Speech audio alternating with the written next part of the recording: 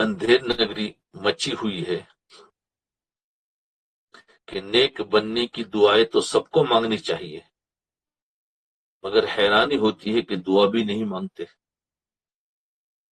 نیک بننے کی دعائیں مانگنے میں کیا جاتا ہے، لیکن دعائیں نہیں مانگتے۔ جب دعا مانگنے کا بھی خیال نہیں تو پھر کیسے نیک بنیں گے؟ آج کل اتنی بری حالت ہو گئی ہے کہ بعض لوگوں کی طبیعت ہی دعا مانگنے کو نہیں چاہتی، اور غیر اللہ سے اتنی امید لگائے بیٹھے ہیں کہ اللہ رب العزت کی طرف دھیان ہی نہیں جاتا۔ غیروں سے امیدیں بنی ہوئی، غیر اللہ سے۔ بتوں سے تجھ کو امید خدا سے نا امیدی۔ خدا کے علاوہ جتنے ہیں سارے بت ہیں، بتوں سے تجھ کو امید خدا سے نا امیدی۔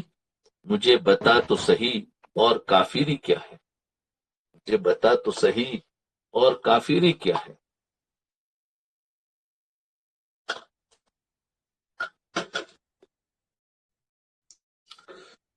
فرمایا محبت کسے کہتے ہیں؟ کسی پہ ایسا دل اٹک جائے، کسی پہ ایسا دل اٹک جائے کہ ہر وقت ملنے کے لیے بے چین رہے۔ محبت کسے کہتے ہیں؟ کسی پہ ایسا دل اٹک جائے کہ ہر وقت ملنے کے لیے بے چین رہے، بھلانا بھی چاہے تو بھلا نہ سکے۔ یہ کیفیت جب پیدا ہوتی ہے تو اسے محبت کہتے ہیں۔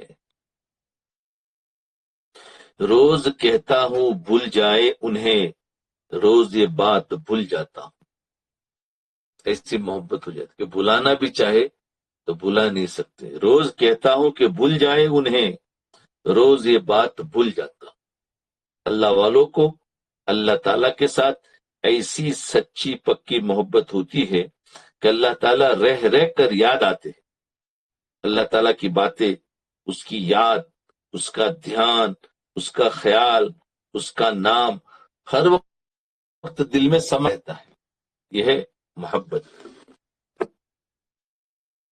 ہر وقت، کھاتے وقت، اٹھتے وقت، بیٹھتے وقت، بلکہ جو ان محبت والوں کے پاس بیٹھتا ہے، جن کے دلوں میں اللہ کی محبت ہے، جو اللہ سے محبت کرنے والے ہیں، جو ان محبت والوں کے پاس بیٹھتا ہے وہ بھی اللہ تعالیٰ کے ساتھ محبت کرنے لگ جاتا ہے، وہ بھی اللہ تعالیٰ کے ساتھ محبت کرنے لگ جاتا ہے۔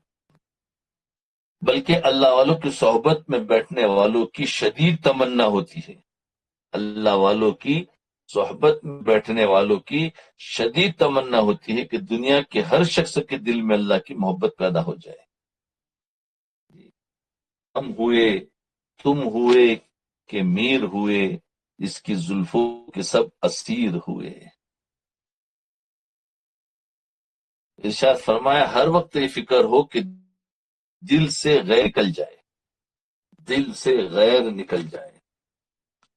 آج ہر ایک کا کسی نہ کسی پر بھروسہ بیٹھا ہوا ہے، کسی کا اپنے مال پر بھروسہ ہے، کسی کی منسٹری سے دوستی ہے تو اس پر بھروسہ ہے، کسی کی حکومت سے دوستی ہے اس پر بھروسہ ہے، ہاں کسی کے کہاں کہاں لوگوں کا بھروسہ ہے۔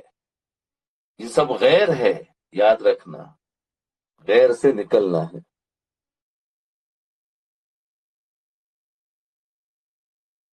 دل سے غیر نکل جائے، بس اللہ ہی اللہ ہو، اللہ ہی اللہ ہو۔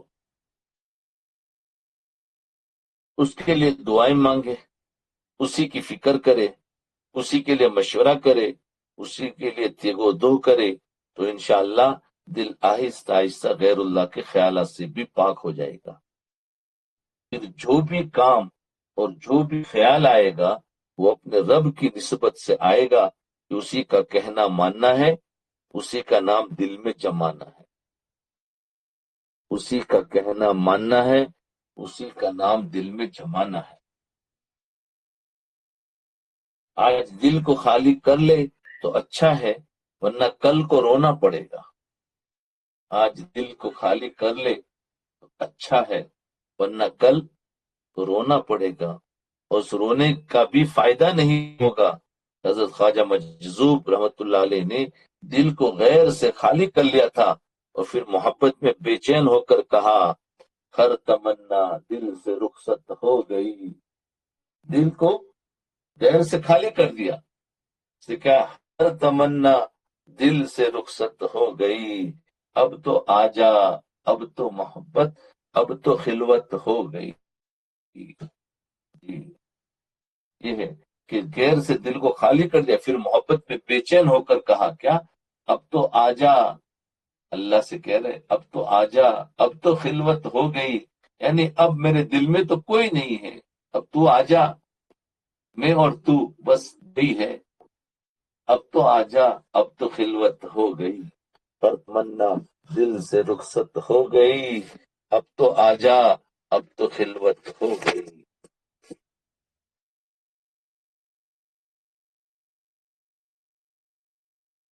کسی شخص نے ذکر و فکر اور مراقبے کی پابندی کرنے سے متعلق پوچھا، کسی شخص نے ذکر و فکر اور مراقبے کی پابندی کے کرنے سے متعلق پوچھا، کیسے ہو؟ جیسے آج کل سب کے میسج آتے ہیں، پابندی نہیں ہو پا رہی، پابندی نہیں ہو رہی، کیسے پابندی ہو؟ تو انہی کا سوال کا جواب ہے۔ ارشاد فرمایا، جب شیخ تمہیں بار بار کہتا ہے، جب شیخ تمہیں بار بار کہتا ہے کہ معمولات کرے، معمولات کرے، مراقبہ کرے، مراقبہ کرے، مراقبہ کرے، تو شیخ کی بات کو اہمیت دیتے ہوئے مان لینا چاہیے۔ شیخ کی بات کی اہمیت لیتے ہوئے مان لینا چاہیے۔ بار بار پوچھ رہے ہیں، مانتے نہیں ہیں، مانو، کریں گے تو ایک دن ہو جائے گا، کام بن جائے گا۔ فرمایا شیخ کی بات کو اہمیت دیتے ہوئے مان لینا چاہیے۔ مراقبہ کرنے کا مطلب یہ ہے کہ دل کا تالا کھولنے کی کوشش کیجیے۔ دل میں تالا لگا ہوا ہے، وہ کھل جائے گا نا، پھر بیٹھنا بہت آسان ہوگا، بہت آسان ہوگا۔ وہ تالا نہیں کھل رہا ہے، اس لیے پوچھ رہے ہیں، مراقبہ نہیں ہو پاتا، کیسے پابندی سے ہو؟ تھوڑی دیر ہوتا ہے، کیسے زیادہ ہو؟ سن لو، بات کو ماننا چاہیے اور بیٹھ جانا چاہیے، مہینے 2 مہینے میں وہ تالا کھل جائے گا۔ معمولات تصوف کی زبان میں فرائض اور واجبات کی طرح ہوتے ہیں۔ معمولات ہے نا، ہاں، شریعت کے اعتبار سے نہیں، تصوف کی زبان میں فرائض اور واجبات کی طرح ہوتے ہیں، یعنی اسی پر تو تمہارا اندر کا باطل ٹوٹنے والا ہے۔ معاملات کی پابندی نصیب نہ ہونے کی وجہ یہ ہے کہ ہم انہیں اہمیت نہیں دیتے، ہم انہیں اہمیت نہیں دیتے، سوچتے ہیں کہ معمولات کر لے پھر بھی اچھا ہے، نہ کیے تو کوئی بات نہیں ہے۔ معمولات کر لیے پھر بھی اچھا ہے اور نہ کیے تو کوئی بات نہیں، آج یہی سوچتے، کر لیے تو اچھا ہے، نہ کیے تو کوئی بات نہیں، بعد میں کر لیں گے، اور بعد میں کرنے کی نوبت نہیں آتی۔ شیطان کی یہ چال ہوتی ہے، شیطان کی یہ چال ہوتی ہے، کیا چال ہوتی ہے؟ کہ وہ معمولات کو وقت سے آگے پیچھے کرواتا ہے، جی، معمولات کو وقت سے آگے پیچھے کرواتا ہے اور پھر چھڑوا دیتا ہے۔ اس لیے اگر پابندی میں ذرا بھی فرق آنے لگے تو فوراً چوکنے ہو جائے، کیونکہ اس کے بعد شیطان ان کے چھڑوانے کی بھرپور کوشش کرے گا۔ معمولات کو اپنے کھانے پینے اور سونے سے زیادہ اہم سمجھے، تب پابندی نصیب ہوگی، تب پابندی نصیب ہوگی۔ ہم تو بعض اوقات معمولات کو چائے کی پیالی کے برابر بھی اہمیت نہیں دیتے، معمولات کو چائے کی پیالی کے برابر بھی اہمیت نہیں دیتے، کیونکہ چائے پابندی سے پیتے ہیں مگر معمولات پابندی سے نہیں کرتے۔ آج دل سے پکا وعدہ کر لے، سارے سننے والے دل سے پکا وعدہ کرے کہ مرد اور عورتیں معاملات کو اپنے کھانے پینے اور سونے سے زیادہ اہمیت دیں گے تو انشاءاللہ پابندی نصیب ہو جائے گی۔ توجہ تو سب کو مل رہی ہے لیکن پابندی نہ کرنے کی وجہ سے ترقی نہیں ہوگی. تالا کھلے گا، تالا کھل نہیں رہا ہے تو نا امید ہو جاتے. جی اللہ اکبر.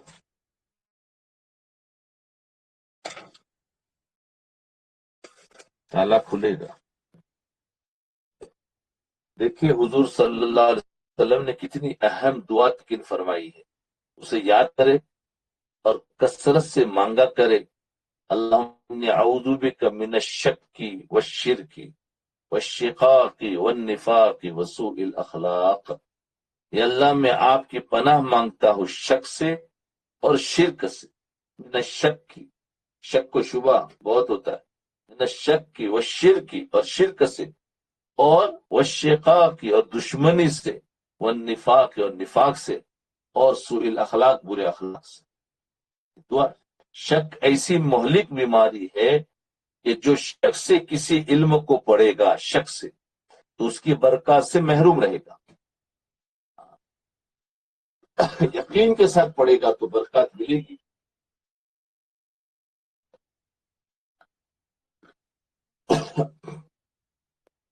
لیکن شک کے ساتھ پڑھے گا، کوئی بھی کام شک کے ساتھ کرے گا. جیسے مراقبہ، سوچتا ہے پتہ نہیں اس میں فائدہ ہوگا کہ نہیں ہوگا. شک کے ساتھ کرے گا تو کبھی بھی ترقی نہیں. یقین کر لے کہ مجھے کرنا ہے، جو بتایا ہے مجھے یقین ہے کہ اس میں فائدہ ہے.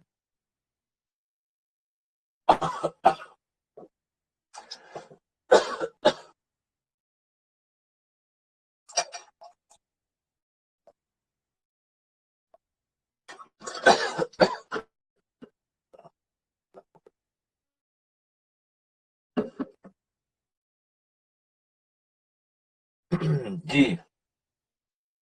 اور برے اخلاق سے تو اپنی دعاؤں میں مانگے، عربی ہو یا اردو. اللہم انی اعوذ بک من الشک والشرک والشقاق والنفاق وسوء الاخلاق.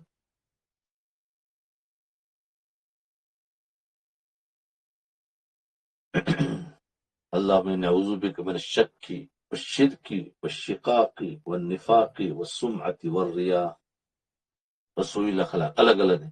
شک ایسی مہلک بیماری ہے جو شک سے کسی علم کو پڑھے گا تو اس کی برکات سے محروم رہے گا. اگر قرآن مجید جیسی کتاب کو بھی شک سے پڑھیں گے تو گمراہ ہو جائیں گے.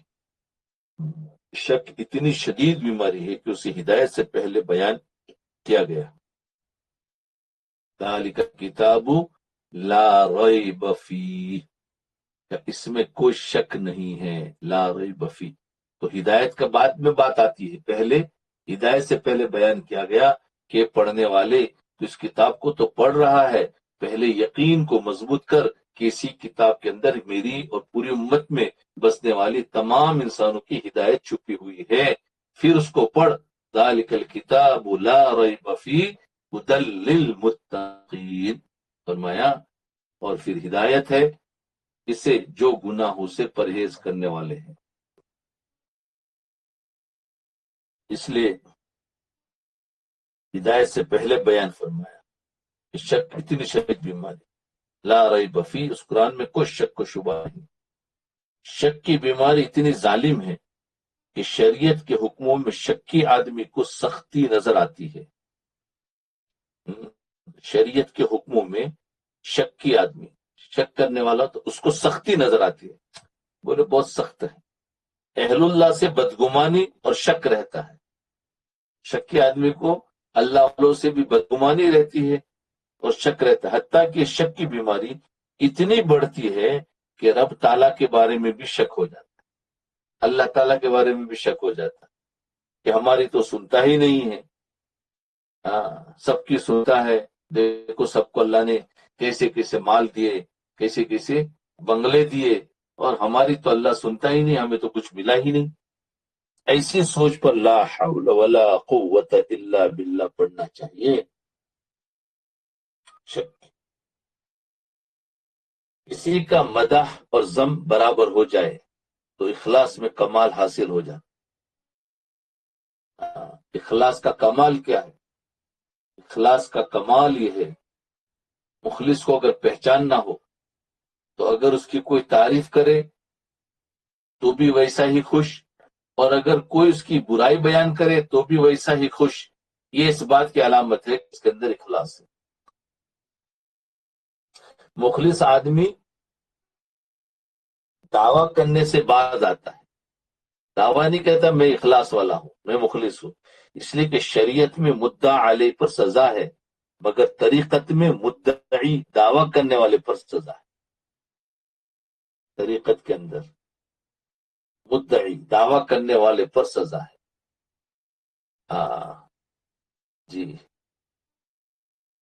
اکمال الشیم ایک کتاب ہے، اس میں کتاب میں بہت زیادہ حقائق معرفت کی باتیں لکھی ہے، ان میں غور و فکر کرنا چاہیے. اکمال الشیم علم نافع وہ ہے، اس کے اندر لکھا ہے کہ جتنا بڑھتا جائے علم نافع وہ ہے کہ وہ علم جتنا بڑھتا جائے اتنا ہی خوف خدا بڑھتا جائے. آج علم تو ہم بڑھاتے ہیں مطالعہ کر کے، تفسیریں پڑھ کر، حدیثوں کو پڑھ کر، لیکن ہمارا خوف خدا بڑھ نہیں رہا ہے. تو معلوم ہو وہ علم نافع نہیں ہے. علم نافع وہ ہے جو جتنا بڑھتا جائے گا اتنا خوف خدا بڑھتا جائے گا. اگر ایسا نہیں ہے تو وہ علم نافع نہیں ہے، صرف معلومات ہے. معلومات آخرت میں عذاب سے نہیں چھڑا سکتی. یاد رکھیے، بہت عجیب جملہ ہے. معلومات ہے، یہ آخرت کی معلومات ہے. ہم عالم بن گئے، معلومات ہمارے پاس بہت ہے، لیکن ہمارا علم ہمیں نفع نہیں دے رہا ہے، خوف خدا نہیں بڑھ رہا ہے. یہ معمولات ہے، معلومات ہے. علم نافع وہی ہے جتنا بڑھے، وہ جتنا بڑھے گا اتنی ہی عاجزی بڑھتی جائے گی. جتنا علم بڑھتا ہے اتنا تکبر بڑھ رہا ہے، تو وہ علم نافع نہیں ہے.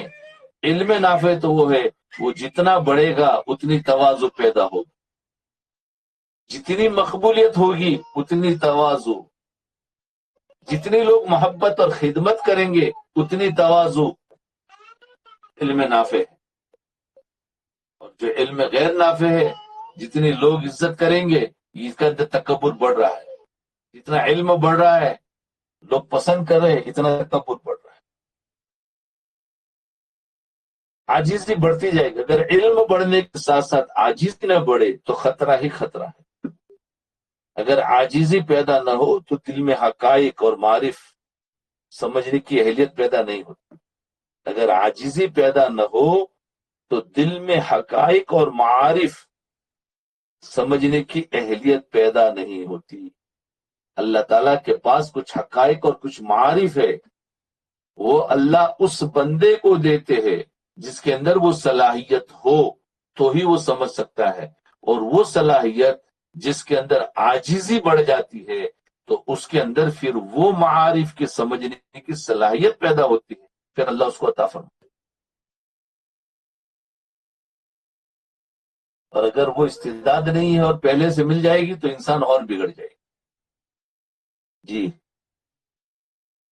قلب جب تک نازیبا حرکات سے باز نہ آئے، قلب جب تک نازیبا حرکات سے باز نہ آئے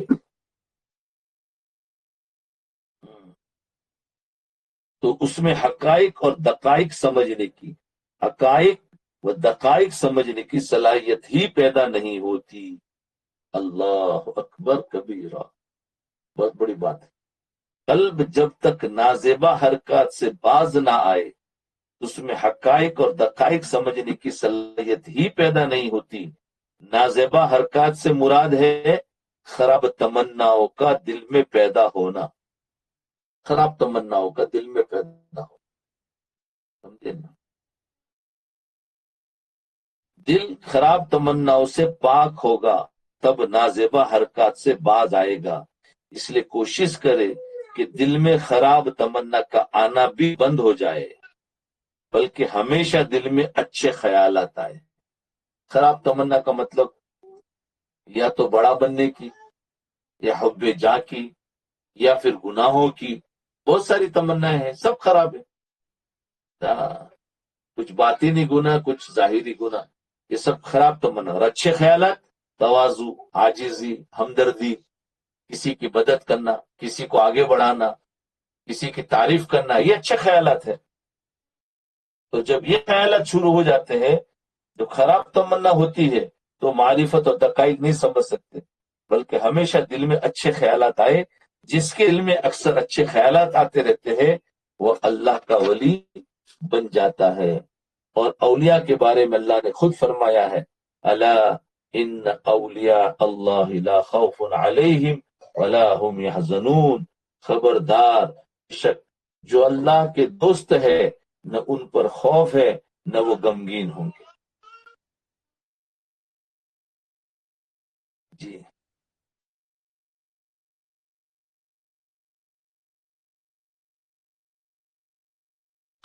جی اللہ اکبر۔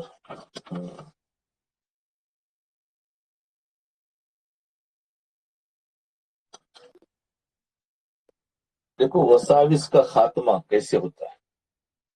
فرمایا خلفائے کرام اپنے شیخ کے مریدوں کے لطائف تازہ کر سکتے ہیں اور تربیت کر سکتے ہیں، مگر اسباق آگے نہیں بڑھا سکتے۔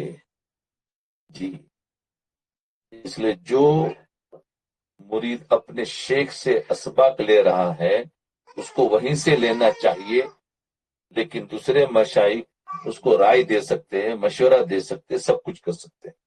لطائف پر ذکر پابندی سے کرنے کا یہ فائدہ ہے، لطائف پر ذکر پابندی سے کرنے کا یہ فائدہ ہے کہ تکبر نکل جاتا ہے، خصوصاً خفا پر مراقبہ کرنے سے تکبر سے جان چھوٹ جاتی ہے، لطیفہ روح پر مراقبہ کرنے سے غصہ دور ہو جاتا ہے۔ ہمارے اسباق ہوتے ہیں،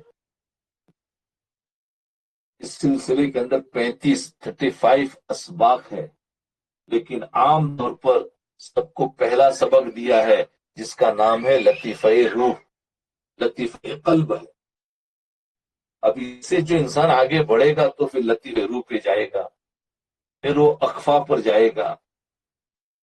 اخفا یہ 5واں سبق ہے جی۔ تو اس سے کیا ہوگا؟ تکبر سے جان چھوٹ جاتی ہے۔ لطیفہ روح جو ہے وہ دوسرا نمبر کا سبق، اس سے غصے کی بیماری دور ہو جاتی ہے جی۔ اس پر جو بھی مراقبہ کرے گا، گارنٹیڈ اس کو غصے میں زبردست کمی ہوگی اور غصے پر کنٹرول آ جائے گا۔ ابھی تو ہم نے پہلا ہی سبق سے آگے بڑھتے ہی نہیں ہے، اس لیے کہ ابھی اسی میں شک و شبہ میں ہے، پتہ نہیں ہمیں فائدہ ہوگا کہ نہیں ہوگا۔ یقین کے ساتھ چلیے اور مراقبہ اور اپنے دل کے تالے کو کھولیے اور پھر آگے بڑھیے، انشاءاللہ بہت فائدہ ہوگا۔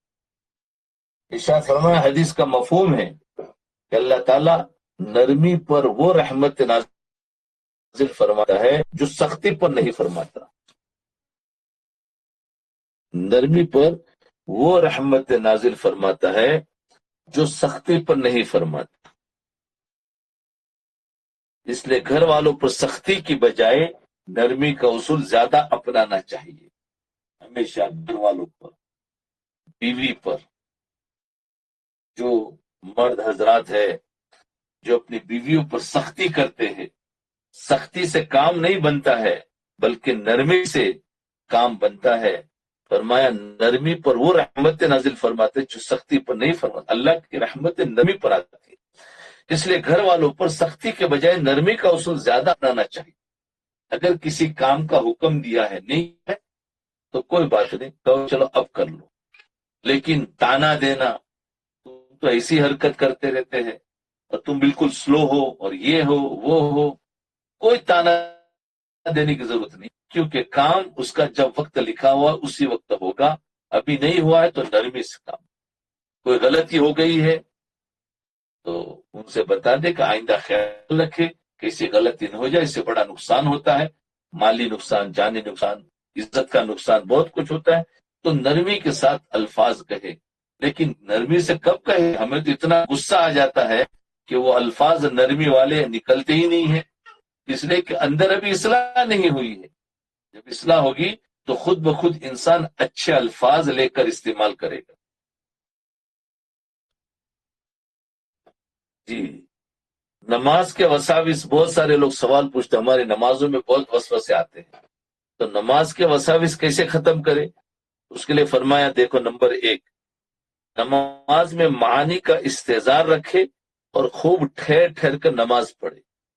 نماز میں ہمیشہ پرانے صورتیں پڑھیں گے جو ہم بچپن سے یاد ہے تو دھیان نہیں رہے گا، لیکن نئی نئی صورتیں اگر ہم نے یاد کی ہے اور ان صورتوں کو پڑھیں گے تو ہمارا نماز میں دھیان رہے گا، کیونکہ ٹھہر ٹھہر کر پڑھیں گے، اس سے نماز میں دھیان رہتا ہے۔ دوسرا نمبر، نوافل اور سنت میں دھیان جمانے کی مشق کرے تو فرض میں آسان ہو جائے گا۔ نوافل میں زیادہ مشق کرے تو فرض میں دھیان جمانا آسان ہو جائے گا۔ نمبر 3، ہر نماز کو زندگی کی آخری نماز سمجھ کر پڑھے، کہ پتہ نہیں اب نماز ملے گی نہیں تو اس سے بھی نماز میں دھیان آ جاتا ہے، وساوس ختم ہو جاتے ہیں۔ اور نمبر 4، وضو خوب اچھی طرح کرے، جتنا زیادہ اہتمام ہوگا اتنے کم وساوس آئیں گے۔ وضو میں بے احتیاطی ہوتی ہے تو وساوس آتے ہیں، نماز میں دھیان رہتا ہے جب وضو اچھا ہوتا ہے۔ اور نمبر 5، قیام میں جتنا نگاہ کو سجدے کی جگہ پر جمائیں، قیام کے وقت ہماری نگاہ سجدے کی جگہ پر ہو اور تشہد کو سنت کے مطابق ادا کریں گے تو وساوس سے جان چھوٹ جائے گی۔ جی، وساوس سے جان چھوٹ جائے گی۔ دیکھو، طلبہ کو مارنا نہیں چاہیے، خاص کر کے جو حفظ کلاس پڑھانے والے اساتذہ ہیں، مکاتب پڑھانے والے اساتذہ ہیں، یا اور دارالعلوم میں پڑھانے والے بڑی کتابوں کے جو بھی اساتذہ ہے، ان کے لیے خاص بات ہے۔ فرمایا طلبہ کو مارنا کیسا ہے؟ کسی نے پوچھا، فرمایا ذمی کافر پر بھی ظلم ہوگا تو اس کا مطالبہ قیامت کے دن حضور صلی اللہ علیہ وسلم کریں گے۔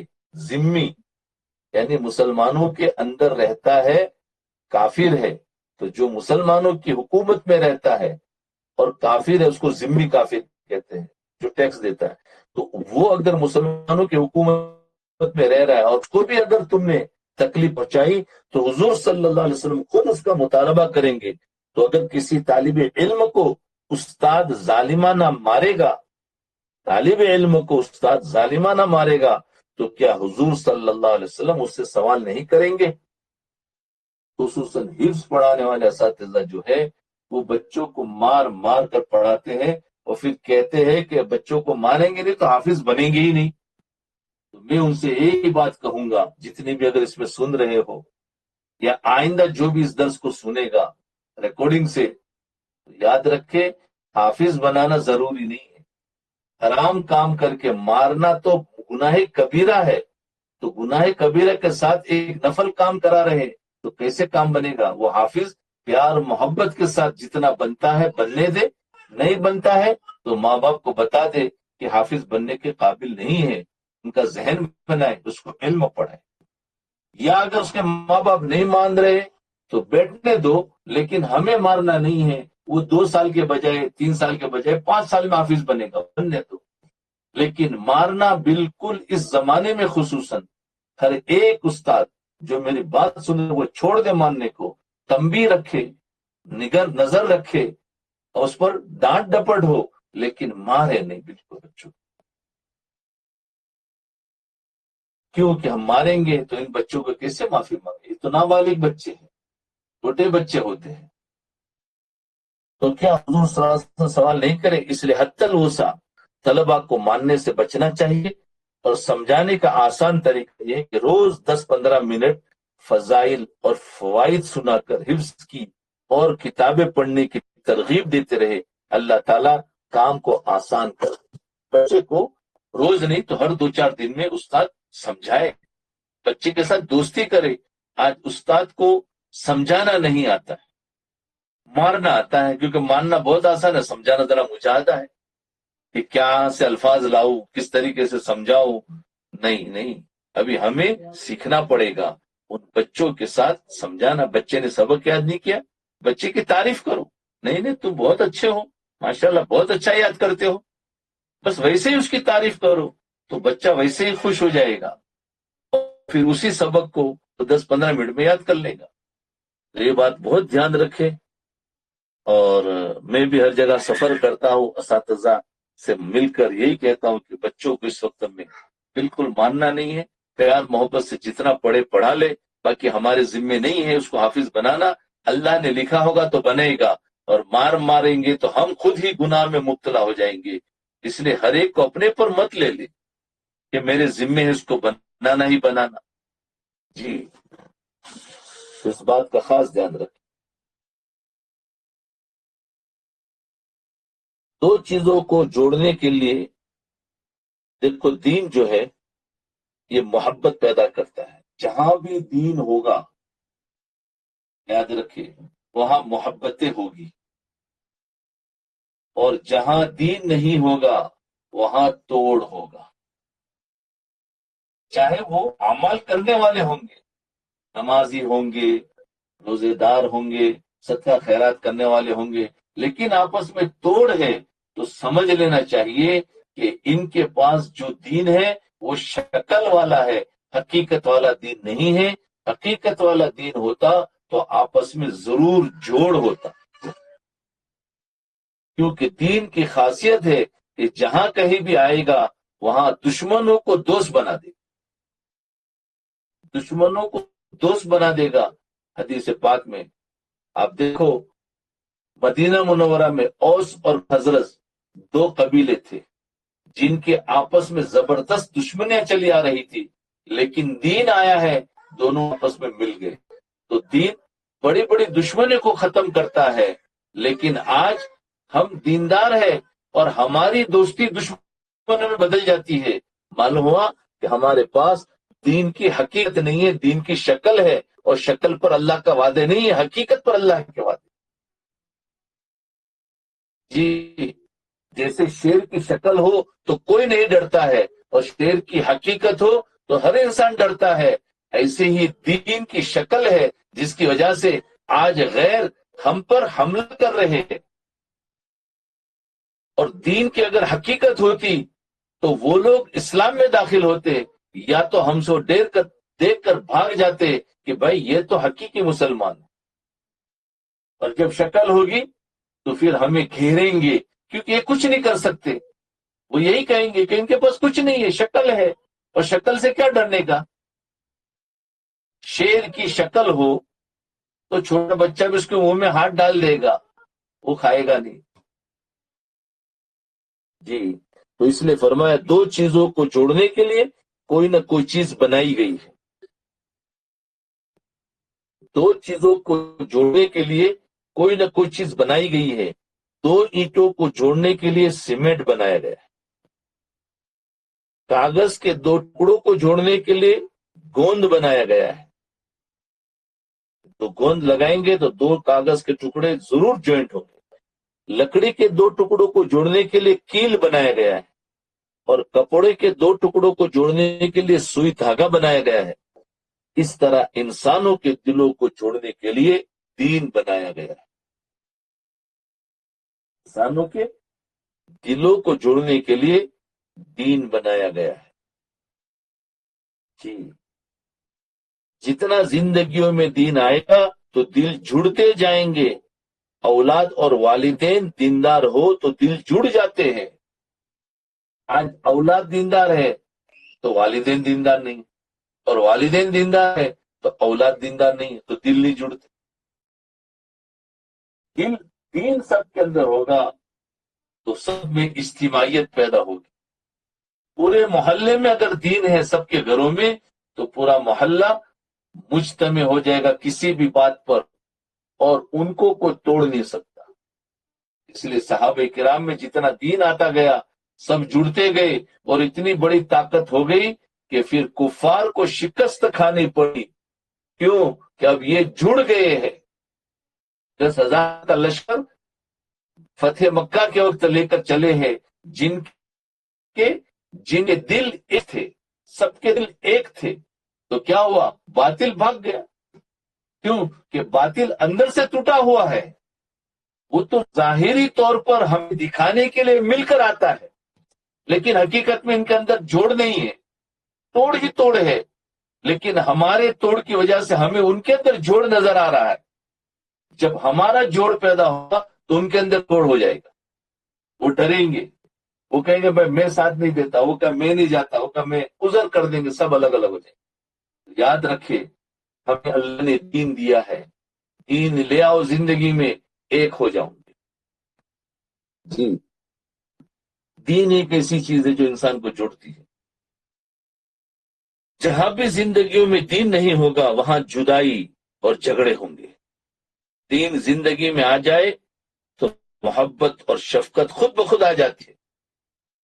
دین زندگیوں میں آ جائے تو محبت اور شفقت خود بخود آ جاتی ہے. گھر والوں میں دین ہوگا تو دل خود بخود جڑ جائیں گے. قوم میں دین ہوگا تو لوگ آپس میں جڑ جائیں گے. صحابہ کرام کی زندگیوں میں دین آیا، دل جڑ گئے، وہ آپس میں رحیم و کریم تھے.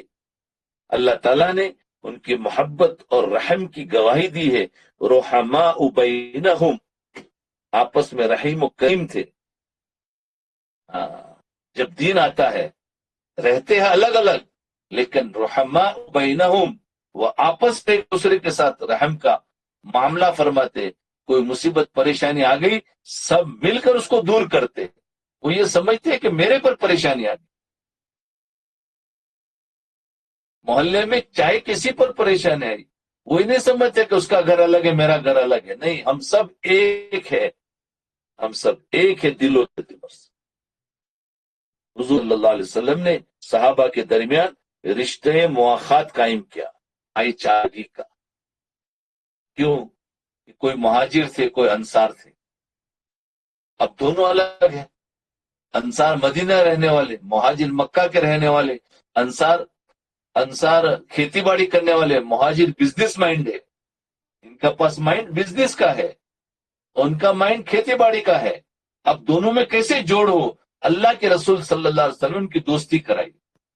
ایک مہاجر کو کہا ایک انصار کو تم ان کو سنبھالو، ان کو کہا تم ان کو سنبھالو. تو اس طریقے سے مہاجر ہجرت کر کے جب مدینہ میں آئے ہیں تو آپس میں وہ سب ایک بن گئے، ان کا خیال رکھنے لگے. یہ نہیں سوچا کہ بھائی یہ دوسرے قبیلے کا ہے، یہ باہر سے آئے ہوئے ہیں. نہیں، فرمایا دین کے لیے آئے ہیں، یہ سب ہمارے بھائی. وہ انصار کھانا بعد میں کھاتے تھے، اپنے مہاجر بھائی کو پلاتے تھے. اور جہاں جان دینے کا موقع آتا تھا تو انصار اپنی جان پہلے دیتے تھے، مہاجر بھائی کو کہتے تم رہ جاؤ، ہم آگے جاتے ہیں لڑتے ہیں. یہ ہے آپس میں ہر کام میں انصار آگے گئے. تو آپس میں محبت کا اتنا اثر ہوا کہ اللہ تعالیٰ نے آپس میں صحابہ کرام کی محبت کی گواہی دی. اللہ تعالیٰ کی خاطر آپس میں محبت پیدا ہونا ضروری ہے.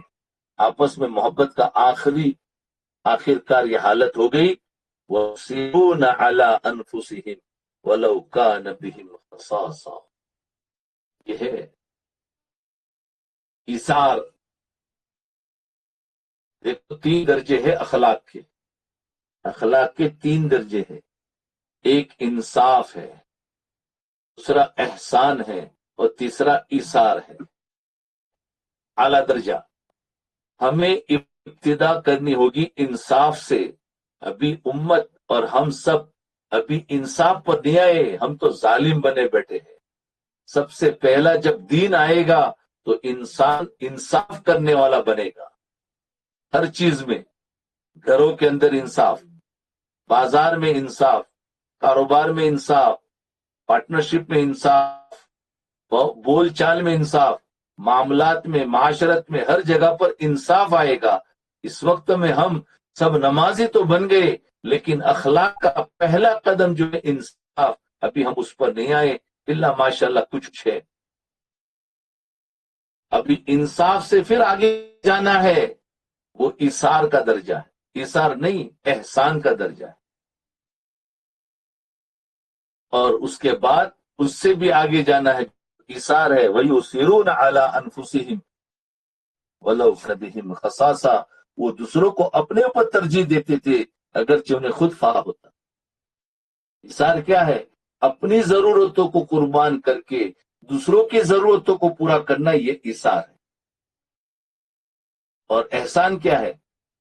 احسان کیا ہے؟ احسان یہ ہے کہ انسان دوسروں کی ضرورت پورا کرے اپنی ضرورت پورا کرنے کے ساتھ ساتھ، جی۔ اور انصاف یہ ہے کہ صرف اپنی ضرورت پورا کر رہا ہے، سب کے اندر برابر سرابر رکھتا ہے۔ تو ہمیں انصاف، یہ اخلاق کے 3 درجے ہیں، ہمیں پہلے درجے پر آنا ہوگا۔ انصاف ہم کس کو سمجھتے ہیں کہ اس نے مجھے دیا میں نے اس کو دیا، یہ انصاف نہیں ہے۔ آج کوئی ہماری شادی میں آئے تو ہم اس کی شادی میں جائیں گے، اگر وہ نہیں آئے تو ہم نہیں جائیں گے، تو انصاف کہاں ہے بھائی؟ یہ اسی کو ہم انصاف سمجھتے ہیں۔ اس نے مجھے ہدیہ دیا تو میں بھی اس کو ہدیہ دوں، اس نے مجھے قرضہ دیا تو میں بھی اس کو قرضہ دوں، اس نے مجھے اچھی بات کہی تو میں اس کو اچھی بات، اگر اس نے مجھے نہیں دیا قرضہ تو ہم اس سے بات نہیں کریں گے، تو یہ انصاف کہاں ہوگا؟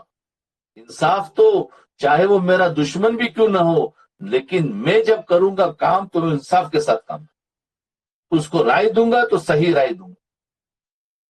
انصاف کی بات یہ ہے، تو یاد رکھنا احسان تو اس سے آگے ہے۔ فرمایا انسان بعض اوقات اقتدار کے نشے میں آ کر، انسان بعض اوقات اقتدار یعنی جب بڑا بن جاتا ہے تو اس کے نشے میں آ کر خدا کے لہجے میں بولنا شروع کر دیتا ہے۔ خدا کے لہجے میں انسان کی کیا اوقات ہے؟ اسے اپنی ابتدائی پیدائش پر ذرا غور کرنا چاہیے کہ اس کی ابتدا کیا ہے۔ اس کی ابتدا تو گندا قطرہ ہے سے بنا ہے، اگر وہ منی کا قطرہ کسی کپڑے پر لگ جائے تو اسے بھی ناپاک کر دے۔ انسان اپنی اصلیت دیکھے تو اپنے اوقات معلوم ہو جائے، کیا پدی کا شوربہ۔ یہ تکبر بڑی بری بلا ہے۔ اپنی اصلیت کو دیکھے تو اس کو اپنے اوقات نظر آئے گی کہ میں کیا ہوں، کچھ بھی نہیں۔ اس تکبر کی بیماری کو اپنے اندر سے نکالو، یہ دنیا آخرت کی زندگی کو تباہ و برباد کر دیتا ہے اور انسان کو بے سکون کر دیتا ہے۔ یہ آپس میں محبت تو پیار بھی صدقہ کہلاتا ہے۔ آپس میں پیار اور محبت کرنا یہ بھی ایک صدقہ ہے، یہ بڑی سعادت ہے۔ حضرت خواجہ ابو الحسن نوری رحمۃ اللہ علیہ کا واقعہ ہے کہ بادشاہ نے 3 بندوں کو پکڑوایا، انہیں قتل کرنے کے لیے جلاد کے حوالے کیا۔ بادشاہ نے ہیلے بہانے سے 2-3 جگہ بھی بدلوائی، مگر خواجہ ابو الحسن نوری رحمۃ اللہ علیہ ہر جگہ جلاد کے قریب خواجہ ابو الحسن نوری ہر جگہ جلاد کے قریب کھڑے ہوتے۔ بادشاہ نے پوچھا کہ کیا وجہ ہے کہ آپ ہر جگہ پر آگے آگے ہوتے ہیں، اپنے ساتھیوں کو پیچھے کرتے، حالانکہ ان کو ماننے کا حکم تھا۔ تو خواجہ ابو الحسن نوری رحمۃ اللہ علیہ نے فرمایا میں اس لیے سب سے پہلا کھڑا ہوتا ہوں کہ جو چند لمحے میرے قتل میں لگیں گے اتنی دیر میرے بھائیوں کو زندہ رہنے کا موقع مل جائے، اس میں بھی اثار۔ اللہ اکبر۔ قتل کرنے میں یعنی مار کھانے میں بھی کہتے ہیں مجھے مارو پہلے، کیونکہ اتنی دیر ان کو تھوڑا آرام مل جائے گا، اس میں بھی اثار دیتے، اثار کا اعلیٰ درجہ۔ اللہ اکبر۔ بس ہمیں ان باتوں کو بار بار سننا چاہیے، چھوٹی چھوٹی باتیں ہیں اللہ والوں کی زبان سے نکلی ہوئی، تو واقعی ہمیں اخلاق پیدا کرنے ہیں، اور اخلاق کے بارے میں آپ کو بتایا کہ کس طریقے سے پہلا یاد رکھے انصاف، پھر احسان، پھر ایثار۔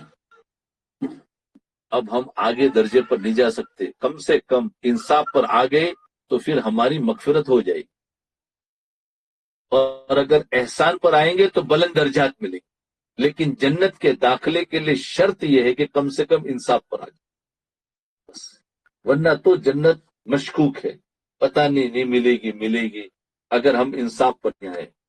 اور انصاف سیکھنا پڑتا ہے، ایسے نہیں آتا ہے۔ ہم جس کو انصاف کہہ رہے ہیں وہ انصاف نہیں ہے، وہ تو بہت دور ہے انصاف سے. وہ تو ایک نفسانیت ہے کہ اس نے میرا بھلا کیا تو میں اس کا بھلا کروں. یہ تو نفس ہے. انصاف تو وہ ہے کہ اس نے میرا برا کیا ہے پھر بھی میں اس کا بھلا کروں. اللہ اکبر. حدیثوں میں الگ الگ الفاظ سے تینوں باتیں آتی ہیں. اللہ ہمیں عمل کی توفیق